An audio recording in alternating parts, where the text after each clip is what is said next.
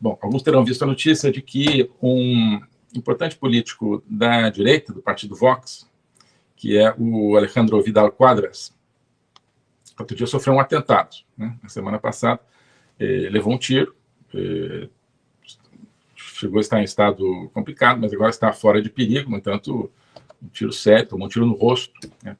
Estava na rua, chegou um sujeito de moto, deu um tiro no rosto, e né, isso está no hospital ainda e tal, se recuperando. Então, suspeita, o que aconteceu? Todo mundo sabe, é um político e tal, não foi um assalto, certamente um crime político.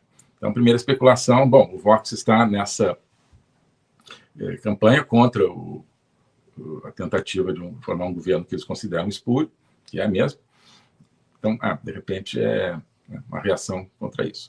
Mas hoje surgiram notícias a partir do que o próprio Vidal Quadras, a vítima, está falando. Ele falou que desconfia do Irã, né?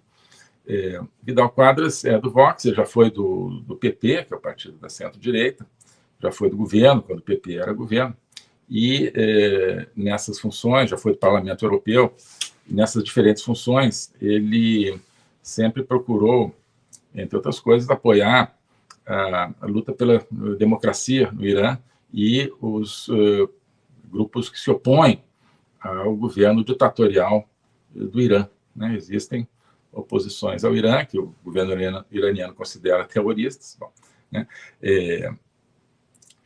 Isso é comum, né, que haja essa inversão dialética, né? O professor Olavo sempre dizia, né? Então, como é que é? Chame-o do que você, né? Xingue-o do que você é, né? Acuse-o do que você faz, né? Então, o Irã, né, chama lá a oposição ao regime de terroristas, certo? Nada mais né, inversão dialética do que isso, como ensinava o professor. Então, o Vidal Quadras se opunha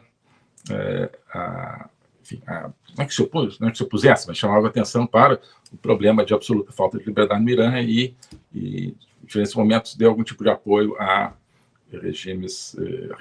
a opositores desse regime que lutam pela liberdade no Irã. O povo iraniano já teve várias vezes nos últimos anos nas ruas tentando, né, derrubar o seu regime, um regime sem legitimidade, até agora não conseguiu. E o Vidal Quadras acha que é por isso, que é uma vingança, digamos, dos iranianos contra ele. Há uma investigação da polícia, que não concluiu nada ainda, mas hoje está em vários jornais, estou vendo aqui, por exemplo, no Daily Mail de Londres, dizendo, olha, o próprio Vidal Quadras falou, acho que foram os iranianos. Então, quer dizer, o Irã, em Madrid, né, fazendo um atentado contra esse político de direita, né, no mesmo momento em que o Irã está, né, por trás do Hamas, que está por trás do Hezbollah, né, está, como nós também já analisamos aqui, se sentindo confortável no mundo, né, depois da sua entrada no BRICS, inclusive, para né, expandir a sua teia, né, as suas ações do jeito que eles fazem, né? Então, é aquele mantra, né, que a China só quer fazer negócio, que não é verdade. Tem gente também que diz, o Irã só quer fazer negócio. Esse é o tipo de negócios que o Irã quer fazer. Se você depende de como é que você define negócios, né? Esse é o tipo de negócio que o Irã faz. Intimidar, né, matar de várias maneiras. Então, o pessoal está comentando aqui que o Irã tem uma embaixada muito grande em Madrid. Essa embaixada foi e continua sendo usada como uma plataforma para a presença iraniana na América Latina, sobretudo na América Hispânica. Faz parte, então, desse projeto, né, de, digamos assim, iranizar, em grande parte, a América Latina, junto com a presença chinesa e russa, ou seja, de recortar a América Latina do mundo da liberdade, da democracia, da aspiração de democracia e liberdade, e levar a América Latina para o mundo do totalitarismo comandado por China, Rússia e Irã, que é um mundo onde tem terrorismo, onde tem guerra de agressão, né, onde tem crime organizado. Isso é o que a gente está vendo. E né? O Irã, portanto, tem uma ação global, tem uma presença global, e está no momento onde eles estão, né, procurando mostrar a sua força e mostrar a sua presença, né? Bom, isso, claro, tem a ver com essa presença do Hezbollah no Brasil, e o fato disso ter surgido agora também.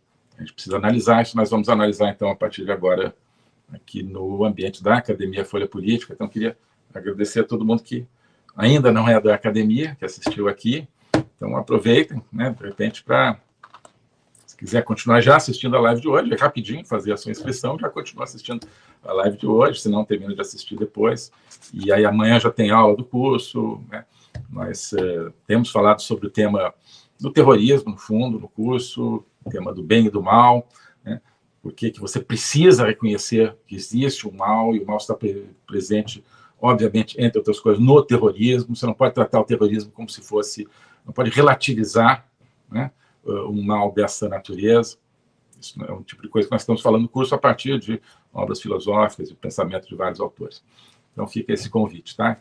Obrigado a todo mundo que assistiu aqui essa introdução. Bom, enfim, então isso, claro, ainda é uma investigação, mas as pessoas estão começando a olhar para o Irã. Quando acontece uma coisa, as pessoas estão olhando para o Irã, né? Isso é um dos aspectos que a ação do Hamas contra Israel está mostrando, né?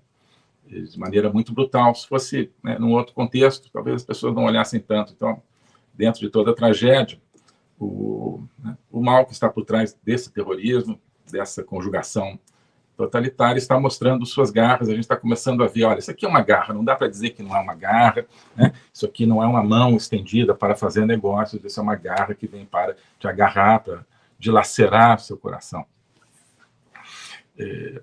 Isso está ficando muito difícil de negar, né? Enfim, falei que, olha, não existe, poderiam ser os socialistas, não, agora o próprio Vidal Quadras diz que são acha que são os iranianos, mas o certo é que o governo socialista da Espanha não está tentando só dar esse golpe na própria Espanha. Ele é um governo que tem se mostrado muito confortável com as potências totalitárias, muito, digamos assim, complacente para com o terrorismo, pelo menos complacente, né? Um governo que deixou a Venezuela de Chávez e depois de Maduro atuar livremente através da sua presença na Espanha, né? Então, você vê, Irã tinha uma grande presença na Espanha, Venezuela apoiou, colocou dinheiro, né? Claro, não tem dinheiro para alimentar a sua população, mas teve dinheiro para fomentar o partido Podemos, o partido de extrema esquerda espanhola, que ajudou os socialistas a chegarem no poder. Aí meio que se desfez o Podemos, agora existe um outro partido de extrema esquerda, né? Mas eles mostraram que podem, né? Podemos chegar no poder, ou seja, o bolivarianismo pode chegar no poder num país como a Espanha, eles mostraram isso. O chefe desse partido, Podemos, que era uma espécie de cliente do chavismo venezuelano, foi nada menos do que diretor de inteligência do governo espanhol. O que ele fez com a inteligência que estava ali em Espanha, que é um país da OTAN, que é um país que está ali, né?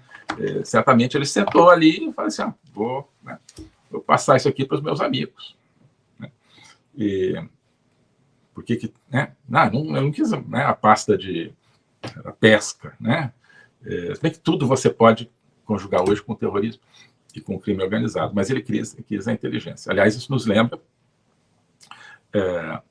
outro fato recente aí da agenda brasileira, da agenda Brasil-Estados Unidos.